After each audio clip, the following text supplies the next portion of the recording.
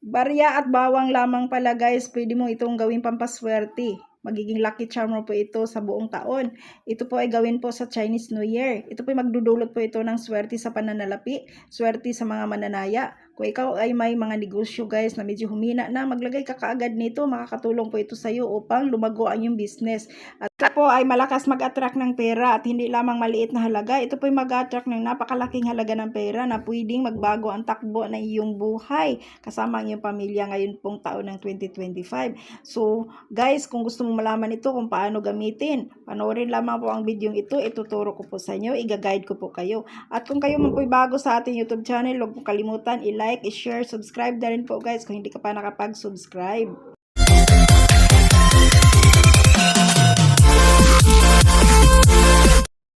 Tama po ang narinig ninyo mga kaswerte, magdulot po ito ng swerte sa pananalapi. Lalo po pag gawin ninyo po ito ngayon pong Chinese New Year, January 29.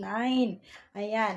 Ang Chinese New Year kasi guys, ito po ay maganda gumawa ka rin ng mga pamahiin, pampaswerte kasi napakalakas po at napaka-effective po nito. Importante, samahan po ito ng sipag at tiyaga at syempre, magiging positibo po tayo and then pagdadasal. Okay? So once na mayroon ka niyan, magiging magaan po ang pasok sa pera sa inyo. Kung maglagay kayo nito sa iyo pong mga bintana. Guys, ito po guys, mag-attract po ito ng kasaganaan and then hindi ka mawala ng pera nito guys. Okay? Maraming unexpected na mga pera na magdatingan sa iyo, darating sa inyo. Kaya guys, ilagay lamang ito sa iyo pong bintana. So ito po ang mga dapat natin ihanda dito guys. Kailangan po natin ang mga barya. Ang barya po guys, makakatulong po ito na mag-attract ng swerte sa kabuhayan, sa pananalapi natin at magiging magaan po ang pasok ng pera sa inyo guys. So ayan. So kung ilang bintana mayroon po kayo, ayun po ang bilang ng barya na ihanda po ninyo. For example, mayroon kayong 8 na mga bintana. So ayan, 8 na pirasong barya po at saka bawang. So, bawat bawang guys, isang ganyan po guys. Ayan. So, ngayon po, kung halimbawa yung bintana po ninyo guys, 8. So, 8 na barya at saka 8 po na ganito na bawang. So, ang gagawin po ninyo guys, magsindi po kayo ng Chinese incenso. Okay? Ulitin ko po, gawin po ito guys sa pagsalubong po sa taon or mismo sa Chinese New Year. Okay guys?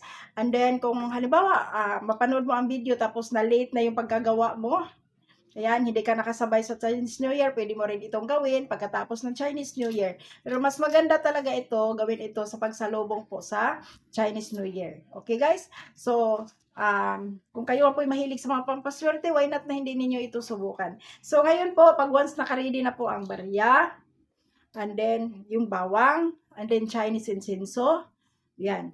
Ang una mo gagawin, sindihan mo muna yung Chinese incenso, and then, hayaan mo yung usok, kasi yung usok at saka yung amoy ng Chinese incenso, iikot po yan, nag-a-attract po yan ng positive energy. So, hayaan lamang yung Chinese incenso na umiikot-ikot po ang amoy. Pagkatapos guys, kunin mo po ang mga barya na nakaready na. Yan po. Ilagay ninyo po ang barya, itong barya po, sa kaliwa ng kamay. And then, lahat ng barya sa kaliwa ng kamay. And then, itong bawang sa kanan po. Pagkatapos po, ganyan po guys. And then, pikit mo yung mata mo. Inhale, exhale po. Mag-wish ka ng taimtim. Mag-wish ka kung ano yung gusto mong makamit nitong taon ng 2025.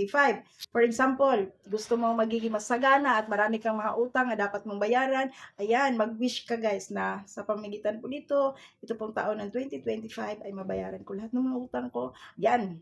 And then, pwede rin guys, ditong taon ng 2025, ako po makapunta sa ibang bansa or kung may plano po kayong mag-ibang bansa.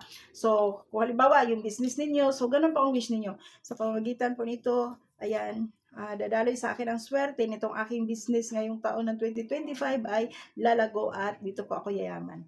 Ayan. Pagkatapos mong nag-wish, huwag pong kalimutan ay claim it. So, okay? So, ngayon po guys, no, na ano mo na yung mga barya, na tapos mo na yung wish mo, nabubulol talaga ako. Tapos mo na yung wish mo, ang gagawin po ninyo guys, bawat bintana po guys, ilagay ang isang bawang kasama ang barya. Magkatabi po sila. Okay?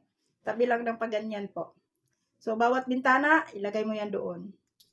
Kung ilang bintana mayroon po kayo, ayun. Bawat bintana, isang barya, isang bawang. Yan. So, i-monitor lamang po ninyo guys ang bawang. Kung halimbawa yung bawang ninyo, kailangan palitan na, kunin mo ito, and then sunugin yung mga bawang na yung nakuha mo, and then palitan ng panibago. Okay? Ganun din, mag-wish ka na team bago mo ilagay ang bawang. Kasi ang bawang po guys, ito, ang barya guys, maintain mo lang siya dyan sa loob ng 1 taon. Ang bawang lamang ay nyo pong i-monitor na palitan. Kasi po guys, ito pong bawang, matutuyot po ito. Susunugin mo na yun kung natuyo na, and then yung abo, ilagay mo lamang sa mga halaman ninyo sa labas, lalo po sa front po ng yung door. Ayan, ilagay niyo doon sa mga halaman ninyo ng mga pampaswerte. Ayan, makakatulong po yan guys upang mag-attract ng positive energy sa loob ng iyong pong bahay. Papasok po sa iyong bahay. Kaya guys, no? And then, ulitin ko po guys, bawat bintana, bawang at saka barya. Kung ilang bintana mayroon kayo, yun kadami po ang gagawin po ninyo. Kasi bawat bintana, bawat bintana kasama yung bawang at saka barya po. Okay? So ito po, mag-attract po ito ng kasaganaan at swerte sa buong taon guys. No? Lapitin ka ng swerte dito. At ang barya kasi guys, nag-attract po ito ng yaman sa atin. Kaya kung yung wallet po ninyo guys, huwag niyo pawalan ng barya yan. Kasi yung mga barya po, kailangan mayroon kang mga barya doon sa pitaka ninyo guys. Kasi yan po, magdala po yan ng maraming pera po. Tested and proven ko na po yan.